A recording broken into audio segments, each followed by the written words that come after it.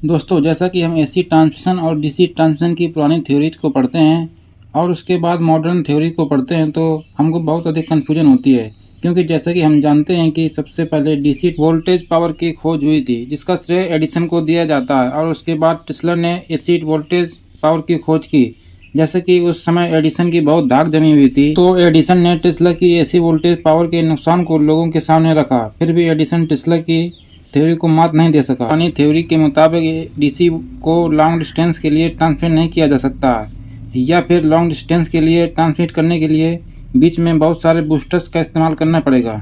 दोस्तों, अगर बात करें कि असल में प्रॉब्लम कहाँ थी, तो पहले के समय हमारे पास एसी के वोल्टेज को बढ़ाने के लिए तो टेक्नोलॉजी थी, लेकिन डीसी वोल्टेज को बढ़ाने के लिए टेक्नोलॉजी नहीं थी। इसलिए क्या होता था कि पहले जब एसी और डीसी वोल्टेज को ट्रांसमिट करके कंपेयर किया जाता था, तो जैसे कि एसी के वोल्टेज को बढ़ा देते थे लेकिन डीसी के वोल्टेज को नहीं बढ़ाते थे। इसलिए क्या होता था कि एसी ट्रांसमिशन में अच्छी एफिशिएंसी मिलती थी, लेकिन डीसी ट्रांसमिशन में बहुत अधिक लॉस हो जाता था। इसलिए डीसी वोल्टेज लॉन्ग डिस्टेंस के लिए ट्रांसमिट नहीं किया जा सकता था।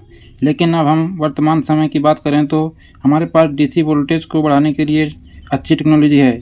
इसलिए अगर हम एसी और डीसी दोनों वोल्टेज को सेम वोल्टेज पर ट्रांसमिट करें तो हमें सेम एफिशिएंसी प्राप्त होती है। वहीं अगर हम डीसी वोल्टेज को बढ़ा करके और ट्रांसमिट करें और एसी वोल्टेज को कम वोल्टेज पर ट्रांसमिट करें तो डीसी वोल्टेज की अधिक एफिशिएंसी मिलेगी और एसी वोल्टेज की कम।